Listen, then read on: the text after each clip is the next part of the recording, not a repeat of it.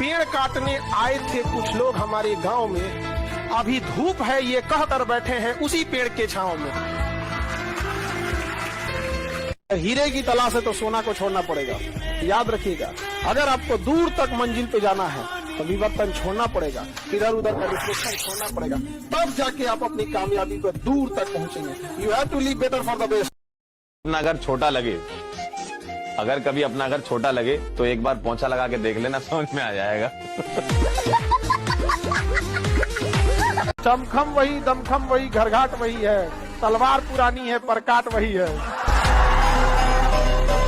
हाथ थामने से पहले याद रखना कि सड़क पार करने में और जिंदगी पार करने में अंतर होता है।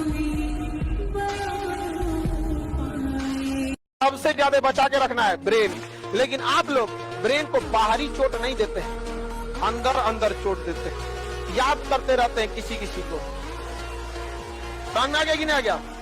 किसी को याद करना है, दिल से याद कीजिए, किडनी से याद कीजिए, फेफड़ा से याद कीजिए, दिमाग से नहीं। दिमाग केवल और केवल आपके करियर पे फोकस होना चाहिए। समझ में आ गया कि नहीं आ गया? लेकिन आप पढ़ने में कितना भी अच्छे हैं, एक बार अगर आप इस चक्कर पकड़ लाल पीला हरा की दुनिया में आ गए, बाबू सोना की दुनिया में, फिर आपकी पढ़ाई में मन नहीं लगेगा। समझ में आ गया कि नहीं? ना बाबू सोना, ना रोना धोना, सिंगल रहना।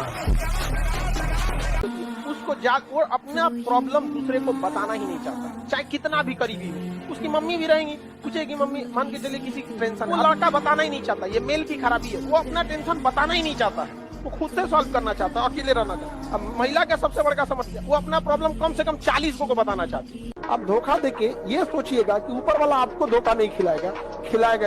याद रखिएगा पक्का, क्योंकि हम लोग के जब सीसीटीवी कैमरा से आप नहीं बच पाते हैं, तो ऊपर वाले का सीसीटीवी कैमरा तो बहुत तगड़ा है। लेकिन याद रखना, जिस दिन ऊपर वाला सजा देगा ना, किसी को पता नहीं चलता है। अचानक देखते होंगे ना, कभी कभी कोई इंसान जो होता ना, बड़ी ऊंचाई पे गया था, बर्बाद हो गया, कुछ ना कुछ उसने तांडव किया था।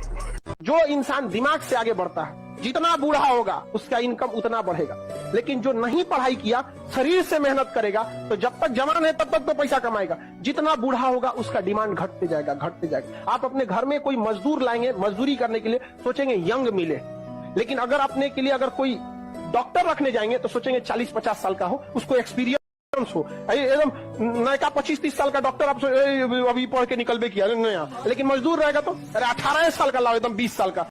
करने के चक्कर में मत पड़ो, दुनिया कभी किसी से खुश होती ही नहीं है। यार राम जी को भी सुनना पड़ा, यहाँ माता जानकी को भी सुनना पड़ा, या भगवान श्री कृष्ण को भी सुनना पड़ा, तो हम और आप तो है ही क्या। जब भगवान तक सुन सकते हैं तो अपन तो साधारण मनुष्य हैं। कभी भी किसी भी आलोचना से घबराना नहीं। धन से ज्यादा किसकी जरूरत है?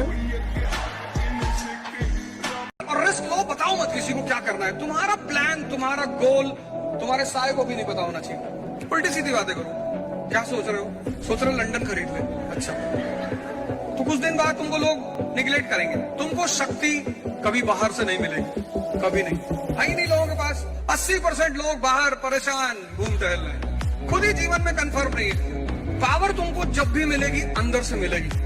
तुमको अभी लग रहा है कि तुम बड़ी मेहनत कर रहे हो, कुछ नहीं कर रहे हो। जो तुम पाने जा रहे हो ना, उसके आगे ये मेहनत कुछ है ही नहीं। और कौन सी मेहनत कर रहे हो? हिस्ट्री समझ रहे हो, उसमें कौन सी मेहनत है? मेहनत है हल चलाना खेत में, पढ़ना मेहनत नहीं है। मेहनत है मार्च और अप्रैल में गेहूं काटना, मेहनत है दिसंबर की ठंडक में गन्ने के खेत में पानी लगाना। मैं दावा दे सकता हूँ, अगर आपके पास नंबर है, ढूंढिए, कटरीना कैफ से मिलिए, आप उनको 4 रसगुल्ले खिला दीजिए, मैं मान जाऊंगा। She will not eat it. You pay her 1 crore rupees, she will not eat it. आप उसको 1 करोड़ रुपए देके बोलिए 4 रसगुल्ले खा लो, she will not eat it. Because वो जिस प्रोफेशन में है उसको पता है ये मेरे लिए हानिकारक। और इस दुनिया में सबसे मुश्किल सेक्रीफाइस है जीव का सेक्रीफाइस, स्वाद त्याग देना। जितने भी सेलिब्रिटीज आप बड़े बड़े देखते हैं पदों के ऊपर, सुप्रीम सेक्रीफाइस है लेडीज एंड जेंटलमैन, सबसे बड़ा कंट्रोल है खाने के ऊपर। आप शक्तिशाली बनना चाहते हैं? शक्तिशाली बनना जीवन में बहुत कठिन है, लेकिन याद रखिएगा, जिस दिन आप शक्तिशाली बन जाएंगे, पावरफुल बन जाएंगे, आपके पास वो सब होगा जो आपको चाहिए। उसके बाद उससे भी ज्यादा कठिन कार्य शुरू होगा, और वह है शक्ति का संतुलन।